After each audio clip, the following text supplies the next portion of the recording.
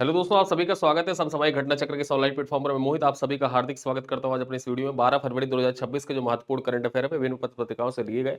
आज अपने इस क्लास में हम उन सारे करंट अफेयर पर डिस्कस करेंगे जो आपकी परीक्षा के लिए बहुउपयोगी है। यहाँ पर देखा जाए तो डेली शाम को 7:30 बजे ये क्लास आपको मिलती है और इसमें टू द पॉइंट जो करंट अफेयर होते हैं उन पर चर्चा की जाती है। न्यूज पेपर बेस्ड जो इंपॉर्टेंट करंट अफेयर होते हैं समाचार पत्रों में, जो भी इंपॉर्टेंट करंट अफेयर होते हैं आपकी परीक्षा के दृष्टिकोण से इंपॉर्टेंट होते हैं, उन सभी समाचार पत्रों से उठाकर खबर को यहाँ पर प्रस्तुत किया जाता है डेली शाम को 7:30 बजे। इस क्लास की क्लास पीडीएफ पीपीटी इत्यादि प्राप्त करने के लिए आप हमारा जो फरवरी महीने का मासिक पैकेज है उसको ज्वाइन कर सकते हैं। ठीक है, उस मासिक पैकेज में डेली शाम को 7:30 बजे आपको वीडियो क्लास मिल जाती है। प्रतिदिन देखा जाए तो आपको क्लास पीपीटी पीडीएफ शेयर की जाती है। हमारा एक व्हाट्सएप ग्रुप भी बना हुआ है जहाँ पर लोग जुड़े हुए हैं। ऑलरेडी वहाँ पर देखा जाए तो सैकड़ों लोग जुड़े हुए हैं और प्रतिदिन जो पीडीएफ है वहां से प्राप्त करते हैं। जिन लोगों ने हमारा मासिक पैकेज ज्वाइन कर रखा है ऑलरेडी और अभी तक व्हाट्सएप ग्रुप में नहीं ऐड है, वो हमारे पिन कमेंट को चेक करेंगे तो वहां पर देखा जाए एक कॉन्टैक्ट नंबर दिया हुआ है, उस पर आप कॉल करके एक बार जो हमारा व्हाट्सएप कम्युनिटी उससे ऐड हो जाएगा। ठीक है, तो चलिए स्टार्ट करते हैं। 12 फरवरी 2026 के जो महत्वपूर्ण करंट अफेयर है एक एक कर चर्चा करते हैं। पहली खबर क्या है?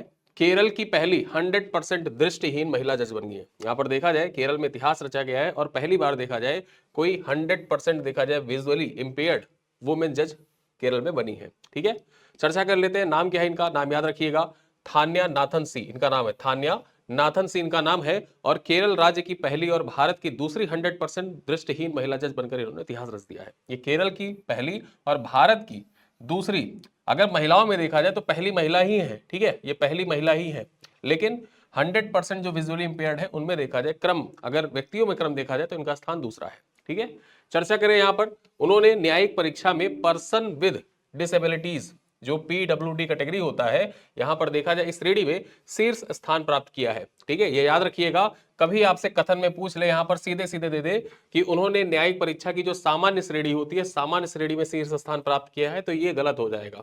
कौन सी कैटेगरी में? पर्सन विद डिसेबिलिटीज जो कैटेगरी है उसमें शीर्ष स्थान प्राप्त किया है। 24 वर्षीय थान्या जो है ये कुन्नूर जिले की एक लॉयर के रूप में कार्यरत है। देखा जाए तो भारत के पहले दृष्टिहीन जज कौन थे? राजस्थान के ब्रह्मानंद शर्मा थे। 2013 में ये जज बने थे। ठीक है, तो 100% पहले जो विजुअली इंपेयर्ड जज थे उनका नाम क्या था? ब्रह्मानंद शर्मा नाम था, याद रखिएगा। 2013 में जज बने थे और राजस्थान के रहने वाले थे। वहीं हम दुनिया में बात कर ले कि दुनिया के पहले दृष्टिहीन जज कौन थे, तो इनका नाम था जॉन एंथोनी वॉल। ये 1991 में देखा जाए तो यूनाइटेड किंगडम में ये जज बने थे। ठीक है, तो ये नाम आपको याद रखना है, ब्रह्मानंद शर्मा का, जॉन एंथोनी वॉल का। और यहां पर देखा जाए जो पहली महिला जज बनी है उनका नाम भी आपको याद रखना है। इनका नाम क्या है? थान्या सी नाथन। ठीक है, थान्या नाथन सी, ये नाम याद रखिएगा, आपके एग्जाम के लिए बहुत महत्वपूर्ण है। और एक ही में देखा जाए, एक ही करंट की न्यूज में आपको 3 चीजें पता चल गई। ठीक, भारत के पहले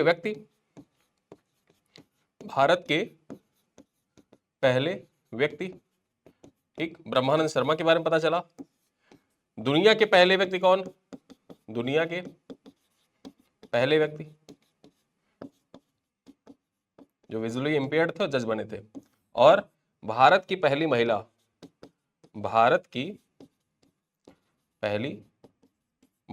जज। ठीक है, तो इन तीनों पॉइंट्स के बारे में आपको पता चल गया। तीनों पॉइंट बहुत इंपॉर्टेंट है आपके लिए। यहां पर देखा जाए यह नियुक्ति न्यायपालिका में दिव्यांगता अनुकूल समावेशी नीतियों के सशक्त करती है, जिससे सर्वोच्च न्यायालय ने भी अपनी हालिया टिप्पणी में मान्यता दी थी। ठीक है, चलिए आगे चलते हैं। हमारी अगली खबर क्या है? हमारी अगली खबर है इंटरनेशनल न्यूज से और वो भी जापान से। यहां पर देखा जाए जो साने तकाइची है, जापान की लगातार दूसरी बार महिला पीएम बनी है। ठीक है, ये जापान की पहली महिला प्रधानमंत्री थी, पहली महिला पीएम थी है। ठीक है, शिगेरू इशिबा ने अपने पद से, एलडीपी के नेता पद से इस्तीफा दिया था। उसके बाद देखा जाए तो ये साने तकाइची जो है ये प्रधानमंत्री बनी थी जापान की, और अब देखा जाए तो लगातार दूसरी बार ये प्रधानमंत्री बनी है। जापान में अपने आम चुनाव में जापान की पहली महिला प्रधानमंत्री साने तकाइची को लिबरल डेमोक्रेटिक पार्टी है उसमें ऐतिहासिक जीत दर्ज की है। यहाँ पर देखा जाए एलडीपी ने 465 सीटों में से 316 सीटें जीतकर बहुमत हासिल किया, जबकि उनकी गठबंधन ने कुल 352 सीटों के साथ 2/3 बहुमत हासिल किया है। ठीक है, यहां पर देखा जाए जो साने तकाइची अक्टूबर 2025 में देश की पहली महिला पीएम बनी थी। जापान की संसदीय प्रणाली में पीएम को जनता सीधे नहीं चुनती है। यह पॉइंट याद रखना कि जापान में देखा जाए जो संसदीय प्रणाली होती है यहां पर पीएम को जनता सीधे नहीं चुनती है। ठीक है, भारत में क्या होता है? भारत में देखा जाए तो जो पीएम है, ठीक, पीएम को जनता सीधे नहीं चुनती है, होता क्या है कि सांसद चुनती है और सांसद लोग आपस में मिलके जो सांसद दल के जो नेता होते हैं उनको चुना जाता है, वही प्रधानमंत्री बनते हैं। उसी प्रकार से देखा जाए तो बल्कि नेशनल जो डाइट है, संसद है, सदस्य बहुमत के आधार पर पीएम को नामित करते हैं। ठीक है, सदस्यता के बहुमत के आधार पर देखा जाए तो यहां पर पीएम नामित होते हैं जापान में। यह जनादेश तकाइची की आर्थिक और सुरक्षा नीतियों को मजबूती प्रदान करेगा। ठीक है, तो याद रखना है कि जापान की दूसरी बार देखा जाए, लगातार दूसरी बार महिला प्रधानमंत्री कौन बनी? साने तकाइची बनी है। चलिए अपनी अगली खबर पर चर्चा करें। यहां पर देखा जाए तो भारतीय सेना और आईडीएफसी फर्स्ट बैंक के बीच में रणनीतिक एमओयू हस्ताक्षरित किया गया है। ठीक है, भारतीय सेना और आईडीएफसी फर्स्ट बैंक के बीच में एमओयू पर हस्ताक्षर किया गया है। यहां पर देख लेते हैं क्या पॉइंट्स है। भारतीय सेना ने आईडीएफसी फर्स्ट बैंक के साथ एक रणनीतिक एमओयू पर हस्ताक्षर किया है। यह समझौता सेवारत तथा सेवानिवृत्त अधिकारियों के लिए बैंकिंग सेवाओं को सरल और व्यापक बनाता है। ठीक है, इसके तहत होगा क्या कि 60 लाख तक की व्यक्तिगत दुर्घटना बीमा कवरेज प्रदान किया जाएगा, बिना किसी आय प्रमाण पत्र के प्रदान किया जाएगा। ठीक है, विशेष रूप से हवाई दुर्घटना की स्थिति में 1 करोड़ तक का कवर भी प्रदान किया जाएगा। तो यानी कि देखा जाए जो सेना में सेवारत और सेवानिवृत्त अधिकारी हैं उनको बैंकिंग सेवाएं और सरल तथा व्यापक बनाते हुए आईडीएफसी फर्स्ट के साथ भारतीय सेना के द्वारा समझौते ज्ञापन पर हस्ताक्षर किया गया है, जिसमें यदि देखा जाए व्यक्तिगत दुर्घटना होती है किसी अधिकारी या सैनिक की तो उसको 60 लाख रुपए का उसका बीमा कवरेज प्रदान किया जाएगा। साथ ही साथ अगर हवाई दुर्घटना में देखा जाए कोई अप्रिय घटना घटती है तो 1 करोड़ रुपए तक का बीमा कवरेज प्रदान किया जाएगा आईडीएफसी बैंक के साथ, मतलब आईडीएफसी बैंक के द्वारा। ठीक है, यहां पर देखिए साथ ही बैंक बच्चों की उच्च शिक्षा के लिए 4 लाख और बेटी की शादी के लिए 2 लाख तक का ऋण सहायता भी प्रदान करेगा। यह पहल सेना के bankers to armed forces vision को मजबूत प्रदान करता है। ठीक है, तो यहां पर सेना के द्वारा bankers to armed forces vision प्रस्तुत किया गया था, उसको मजबूती भी प्रदान करता है। और इसी मजबूती के उद्देश्य से देखा जाए तो भारतीय सेना के द्वारा आईडीएफसी फर्स्ट बैंक के साथ समझौता ज्ञापन हस्ताक्षरित किया गया है। चलिए आगे देखते हैं। यहां पर देखा जाए बायोफिज 2026 के बारे में। बायोफिज 2026 भारत बना कंट्री ऑफ ईयर। ठीक है, भारत बना कंट्री ऑफ ईयर। चर्चा कर लेते हैं। यहां पर देखा जाए जो बायोफिज 2026 था ये 10 से 13 फरवरी न्यूरमबर्ग जो एग्जीबिशन सेंटर है, न्यूरमबर्ग एग्जीबिशन सेंटर जर्मनी में, वहीं पर बायोफेज का आयोजन किया गया। यहां पर देखते हैं भारत को जर्मनी के न्यूरनबर्ग में आयोजित होने वाली दुनिया की सबसे बड़ी जैविक प्रदर्शनी बायोफेज 2026 के लिए कंट्री ऑफ द ईयर घोषित किया गया है। ठीक है, एपिडा के नेतृत्व में भारत इस आयोजन में अब तक का सबसे बड़ा इंडिया पवेलियन लगाएगा, जिसमें 20 से अधिक राज्य अपनी कृषि विविधता को प्रदर्शन करेंगे। ठीक है, प्रदर्शन का मुख्य फोकस जैविक चावल, मसाले, जीआई टैग वाले उत्पादों का होगा। यह सम्मान अंतरराष्ट्रीय बाजार में भारतीय जैविक उत्पादों के निर्यात और ब्रांडिंग को एक नई ऊंचाई प्रदान करेगा, जिससे भारत की पहचान एक प्रमुख वैश्विक जैविक शक्ति के रूप में सुदृढ़ होगी। और इसी कारण से देखा जाए तो यह आपकी परीक्षा के लिए महत्वपूर्ण हो जाता है, क्योंकि यहां पर भारत को country of the year declare किया गया है। याद रखिएगा कि जो बायोफेज 2026 है इसका आयोजन कहां पर किया गया। आपके परीक्षा में डायरेक्टली पूछ सकता है कि बायोफेज 2026 का आयोजन कहां पर किया गया। तो इसका आयोजन जो हुआ था जर्मनी में हुआ था। कब से कब तक? तो 10 से 13 फरवरी के बीच में इसका आयोजन किया गया। ठीक है, और यहां पर देखा जाए तो भारत को कंट्री ऑफ द ईयर नामित किया गया था। चलिए आगे देखते हैं बस्तर पांडुलम के बारे में।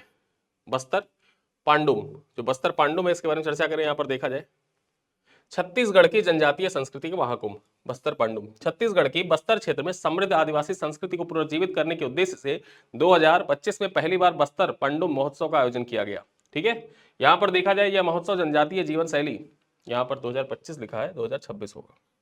ठीक, ये पॉइंट देखते हैं। ये महोत्सव जनजातीय जीवन शैली के विभिन्न पहलुओं जैसे लोक कला, पारंपरिक शिल्प, तीज त्योहार, खान पान, वेशभूषा, बोली भाषा, देश विदेश के सामने लेकर आते हैं। ठीक है, जैसे जो जनजातीय पहलू हैं उन जनजातीय पहलू को देश दुनिया के सामने यहाँ पर लाया जाता है। पारंपरिक सामुदायिक मेले से प्रेरित यह आयोजन जनजातीय कलाकारों को सम्मान देने के साथ साथ परंपरागत ज्ञान की नई पीढ़ी तक पहुंचाने का एक महत्वपूर्ण माध्यम भी है। और इसी वजह से देखा जाए तो ये बस्तर पंडुम आयोजित किया जाता है। कहां पर आयोजित किया गया? छत्तीसगढ़ में आयोजित किया गया इसको। ठीक है, बस्तर पंडुम कहां पर? बस्तर जिला जो है छत्तीसगढ़ में पड़ता है, वहीं पर इसका आयोजन किया गया। चलिए आगे देखते हैं। भारत और मलेशिया के बीच में 11 प्रमुख क्षेत्रों में रणनीतिक समझौता हस्ताक्षरित किया गया है। ठीक है, 11 प्रमुख क्षेत्रों में रणनीतिक समझौता हस्ताक्षरित किया गया है। जैसा कि आप सब जानते हैं कि पीएम मोदी 2 दिवसीय मलेशिया यात्रा पर गए हुए थे और वहीं पर 11 प्रमुख क्षेत्रों पर रणनीतिक समझौता हस्ताक्षरित किया गया है। प्रधानमंत्री नरेंद्र मोदी की मलेशिया यात्रा के दौरान भारत और मलेशिया ने सेमीकंडक्टर, कृत्रिम बुद्धिमत्ता, रक्षा, डिजिटल अर्थव्यवस्था सहित 11 महत्वपूर्ण क्षेत्रों में सहयोग के लिए समझौता ज्ञापन हस्ताक्षरित किया है। यहां पर देखा जाए कुआलालंपुर में प्रधानमंत्रियों की वार्ता के बाद मलेशिया ने संयुक्त राष्ट्र सुरक्षा परिषद में भारत की स्थायी सदस्यता का समर्थन की पुष्टि भी की है। यानी कि जो यूएनएससी है, यहां पर देखा जाए यूएनएससी में भारत की स्थायी सदस्यता की समर्थन की पुष्टि भी कर दी है मलेशिया ने। साथ ही साथ देखा जाए तो यह ऐतिहासिक समझौता दोनों देशों के बीच व्यापार, निवेश और तकनीकी आदान प्रदान को नई गति प्रदान करेगा। साथ ही साथ दोनों देश स्वास्थ्य, यहां पर देखा जाए आपदा प्रबंधन, नवीकरणीय ऊर्जा जैसे क्षेत्रों में मिलकर कार्य भी करेंगे। यानी कि भारत अब मलेशिया के साथ मिलकर स्वास्थ्य के क्षेत्र में, आपदा प्रबंधन के क्षेत्र में, नवीकरणीय ऊर्जा के क्षेत्र में भी आपस में मिलकर दोनों कार्य करेंगे। ठीक है, चलिए अगली खबर देखते हैं। यहां पर देखा जाए लीड रैंकिंग 2025 के बारे में। ठीक, लीड रैंकिंग 2025 के बारे में देखते हैं। भारत दुनिया में दूसरे स्थान पर पहुंचा। लीड रैंकिंग में भारत दुनिया में दूसरे स्थान पर पहुंचा गया है। यहां पर चर्चा कर लेते हैं। यूएसजीबीसी यानी कि यूएस ग्रीन बिल्डिंग काउंसिल की 2025 की वार्षिक सूची के अनुसार भारत अमेरिका के बाहर लीड प्रणाली यानी कि leadership of energy and environment design हरित भवनों के मामले में दूसरे स्थान पर पहुंच गया है। ठीक है, यहां पर देखा जाए भारत ने 611 परियोजनाओं के तहत 1.6 करोड़ वर्ग मीटर से अधिक प्रमाणित क्षेत्र दर्ज किए हैं। यहां पर चर्चा करें, इस सूची में चीन शीर्ष स्थान पर है। ठीक है, चीन शीर्ष स्थान पर है, जबकि कनाडा तीसरे स्थान पर रहा। वैश्विक स्तर पर औद्योगिक विनिर्माण और गोदाम क्षेत्रों में हरित प्रमाणन की सर्वाधिक वृद्धि देखी गई है। यहां पर देखा जाए यह उपलब्धि भारत की नेट जीरो उत्सर्जन प्रतिबद्धताओं और टिकाऊ शहरी विकास की दिशा में प्रभावी कदम को दर्शाता भी है। ठीक है, तो याद रखना है आपको कि जो लीड रैंकिंग जारी की गई 2025 यूएस ग्रीन बिल्डिंग काउंसिल के द्वारा, उसमें देखा जाए शीर्ष स्थान पर कौन रहा। तो शीर्ष स्थान पर जब भी कोई ऐसा रिपोर्ट इंडेक्स आप पढ़ रहे हो तो सीधा सीधा आपको क्या याद रखना है। ठीक, कोई रिपोर्ट ऐसी आप पढ़ रहे हो तो रिपोर्ट में आपको 2-3 चीजें याद रखनी है। ठीक है, सबसे पहले तो इस रिपोर्ट का जो लीड रिपोर्ट है, इसका फुल फॉर्म याद कर लो, leadership in energy and environment design. ठीक, 2025 की रैंकिंग थी। इस रैंकिंग को किसके द्वारा जारी किया जाता है? तो किसके द्वारा जारी किया जाता है? याद रखिए, यूएस ग्रीन बिल्डिंग काउंसिल के द्वारा इसको जारी किया जाता है। यूएस ग्रीन बिल्डिंग काउंसिल के द्वारा इसको जारी किया जाता है। भारत का स्थान कौन सा यहां पर है? ठीक है, भारत का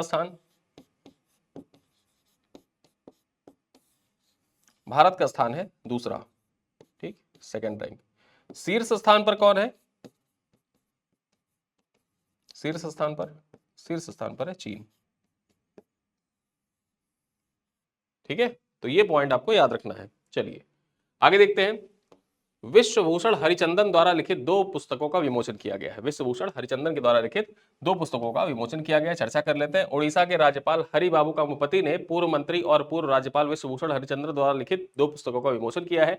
यहां पर देखा जाए पहली पुस्तक का नाम क्या है? पहली पुस्तक का नाम है Bakhshi Jagatbandhu. Bakhshi Jagatbandhu the great commander. ये अंग्रेजी भाषा में लिखी गई है, याद रखिएगा, परीक्षा में पूछ सकता है कि Bakhshi Jagatbandhu the great commander किताब किस भाषा में लिखी गई है? अंग्रेजी भाषा में लिखी गई है। किसके द्वारा लिखी गई है? तो विश्वभूषण हरिचंदन के द्वारा लिखी गई है।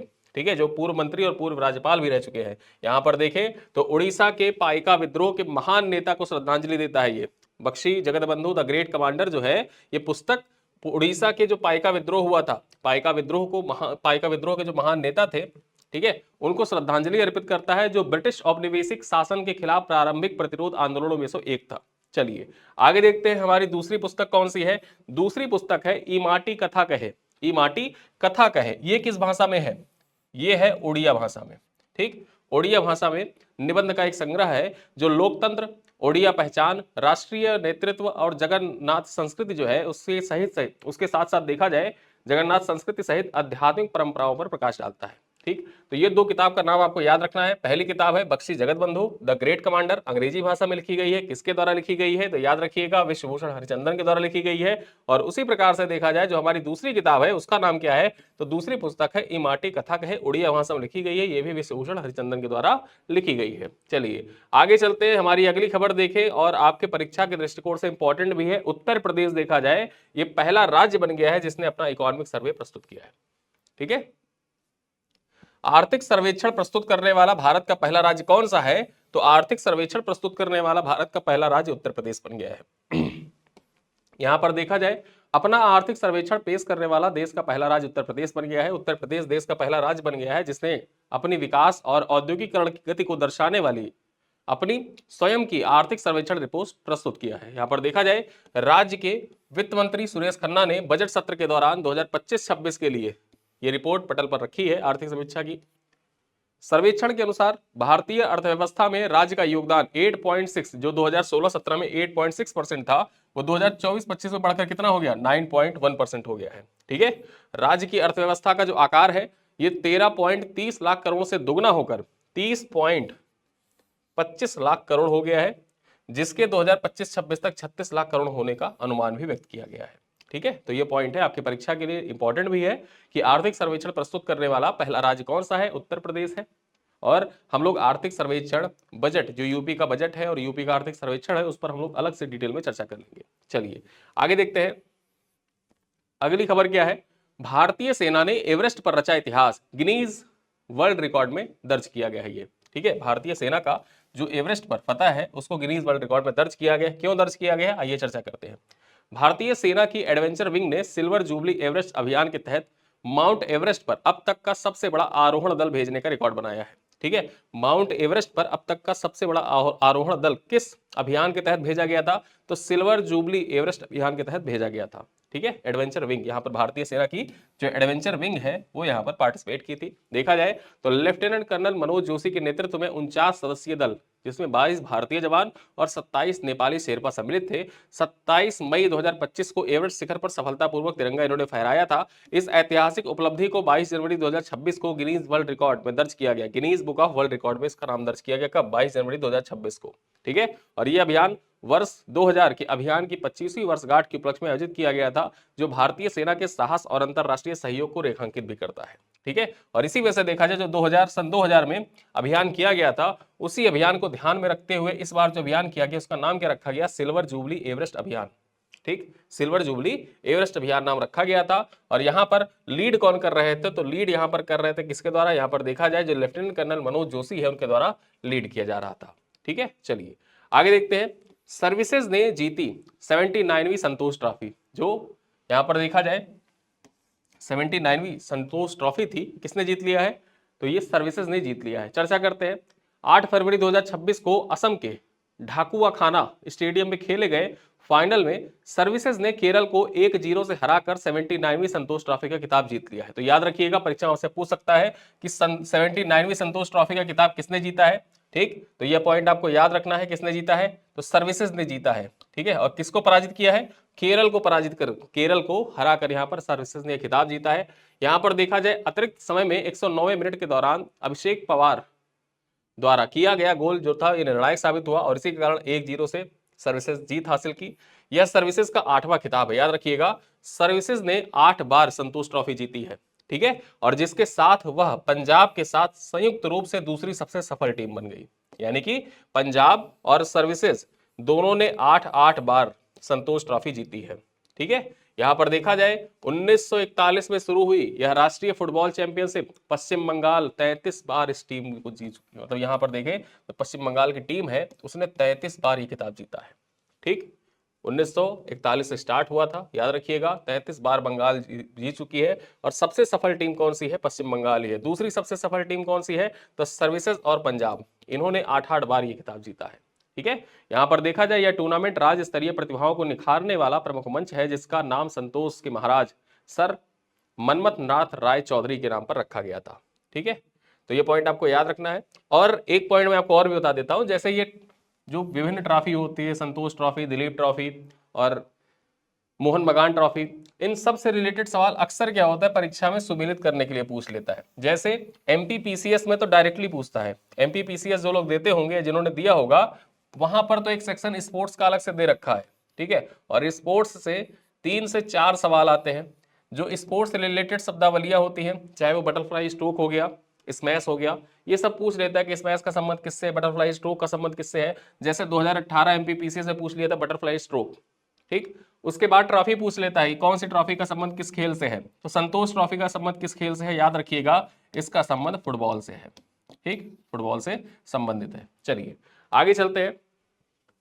यहां पर देखा जाए बड़ी स्क्वाड्रन अभ्यास। अब ये जो बड़ी स्क्वाड्रन अभ्यास है ये 9 से 13 फरवरी 2026 तक दक्षिण कोरिया के ओसोन, जो ओसोन एयरबेस है, ओसान एयरबेस, यहीं पर इसका आयोजन किया जा रहा है। ठीक है, और दक्षिण कोरिया तथा अमेरिका की वायुसेना की बड़ी स्क्वाड, जो बड़ी स्क्वाड्रन है, यहाँ पर बड़ी नहीं ये बड़ी लिखा है, बड़ी, ठीक है, बड़ी स्क्वाड्रन, बड़ी स्क्वाड्रन अभ्यास आयोजित किया जा रहा है यहाँ पर। ठीक है, चलिए देखते हैं।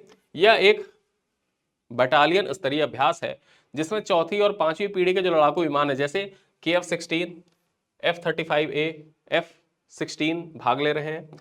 इस वर्ष अभ्यास की संख्या 8 से घटाकर 4 कर दी गई है, लेकिन सैन्य भागीदारी और सारटी की संख्या बढ़ाकर दोगुनी कर दी गई है। ठीक है, यहां पर देखा जाए इसका उद्देश्य एकीकृत सामरिक प्रशिक्षण और संयुक्त परिचालन तत्परता को मजबूत करना है। यह अभ्यास जो 38वीं समानांतर रेखा है, 38वीं समानांतर रेखा, इसी के पास बढ़ते क्षेत्रीय तनाव के बीच में रणनीतिक महत्व रखता है। क्या आप बता सकते हैं कि जो 38वीं समानांतर रेखा है, 38वीं समानांतर रेखा, ये किन दो देशों के बीच, ठीक है, किन दो देशों के बीच स्थित है? कमेंट करके बताइएगा। ठीक है, चलिए आते हैं, कुछ सवाल है आपके लिए जिनका उत्तर आप कमेंट बॉक्स में दीजिएगा। पहला सवाल क्या है कि केरल की पहली 100% दृष्टिहीन महिला जज, यानी कि विजुअली इंपेयर्ड जो फीमेल जज है, उनके संबंध में निम्नलिखित कथनों पर विचार करना है। पहला कथन क्या कह रहा है कि थान्या नाथन सी भारत की दूसरी 100% दृष्टिहीन महिला जज बनी है, दूसरी 100% दृष्टिहीन महिला जज बनी है। ठीक है, अब यहां पर देखा जाए सवाल कह रहा है दूसरा, उन्होंने न्यायिक परीक्षा में सामान्य श्रेणी में प्रथम स्थान प्राप्त किया है। तीसरा कह रहा है भारत के पहले दृष्टिहीन जज ब्रह्मानंद शर्मा थे। ठीक है, यहां पर देखा जाए थान्या नाथन सी भारत की दूसरी 100% दृष्टिहीन जज बनी है। उन्होंने न्यायिक परीक्षा में सामान्य श्रेणी में प्रथम स्थान प्राप्त किया है। भारत के पहले दृष्टिहीन जज ब्रह्मानंद शर्मा थे, राजस्थान 2013 में। ठीक, अब आपको बताना है कौन सा कथन सही है। तो यहाँ पर देखा जाए, अगर यहाँ पर लिखा हुआ है दूसरी महिला जज, क्योंकि यहाँ पर ऑप्शन सटीक नहीं बैठ रहा है। ठीक है, ऑप्शन सटीक नहीं बैठ रहा है, यहाँ पर 100% दृष्टिहीन महिला जज जो बनी थी, तो ये पॉइंट गलत हो जाएगा। क्यों? क्योंकि ये दूसरी दृष्टिहीन महिला जज नहीं है, जबकि ये व्यक्ति के अनुसार देखा जाए तो दूसरी, यहाँ पर महिला अगर ना लिखा होता तो दूसरी दृष्टिहीन जज बन जाती है। ठीक है, लेकिन महिला लिखा है तो क्योंकि पहली, भारत की पहली महिला है 100% दृष्टिहीन या विजुअली इंपेयर्ड महिला है ये। आगे देखें, उन्होंने न्यायिक परीक्षा में सामान्य श्रेणी, तो ये श्रेणी भी गलत लिखा हुआ है। जो पीडब्ल्यूबी कैटेगरी होता है उसमें देखा जाए, ठीक, उस कैटेगरी में देखा जाए उन्होंने शीर्ष स्थान हासिल किया है, और पहले जो ब्रह्मानंद शर्मा थे वो पहले जज थे। तो यहाँ पर सिर्फ तीसरा वाला पॉइंट सही है। ठीक, और ऑप्शन में देखा जाए यहाँ पर केवल 3 अगर होता तो ऑप्शन बी आपका सही हो जाता। चलिए क्वेश्चन नंबर 2 देखते थे। यहाँ पर क्वेश्चन नंबर 2 देखते हैं। जापान में साने तकाइची की ऐतिहासिक जीत के संदर्भ में निम्नलिखित कथनों पर विचार कीजिए। पहला कथन है जापान के प्रधानमंत्री का चुनाव जनता सीधे मतदान द्वारा करती है। ठीक, दूसरा पॉइंट कह रहा है लिबरल डेमोक्रेटिक पार्टी ने 465 में से 316 सीटें जीतकर बहुमत प्राप्त किया। तकाइची अक्टूबर 2025 में जापान की पहली महिला प्रधानमंत्री बनी थी। अब यहाँ पर इस सवाल को मैंने आपको पहले बताया है और इसका उत्तर आप कमेंट बॉक्स में करिएगा। क्वेश्चन नंबर 3 देखते हैं। भारतीय सेना और IDFC फर्स्ट बैंक के बीच में हुए रणनीतिक समझौते का संबंध कौन सा कथन सही नहीं है? 60 लाख तक की व्यक्तिगत दुर्घटना बीमा कवरेज प्रदान किया जाएगा। हवाई दुर्घटना की स्थिति में 1 करोड़ रुपए तक का बीमा कवरेज प्रदान किया जाएगा। बच्चों की उच्च शिक्षा के लिए 10 लाख रुपए तक का ऋण सहायता प्रदान की जाएगी। और यह पहल bankers to arm forces vision की मजबूती प्रदान करती है। ठीक है, तो यहाँ पर कौन सा कथन ऐसा है जो सही नहीं है, ये आपको कमेंट करना है। क्वेश्चन नंबर 4 देखते हैं। लीड रैंकिंग 2025 के संदर्भ में निम्नलिखित में से कौन सा कथन सही है? भारत लीड प्रमाणित हरित भवनों में विश्व में प्रथम स्थान पर रहा है। ठीक, ये पॉइंट है। और दूसरा पॉइंट कह रहा है कि भारत ने 611 परियोजनाओं के तहत 1.6 करोड़ वर्ग मीटर की अधिक प्रमाणित क्षेत्र दर्ज किए हैं।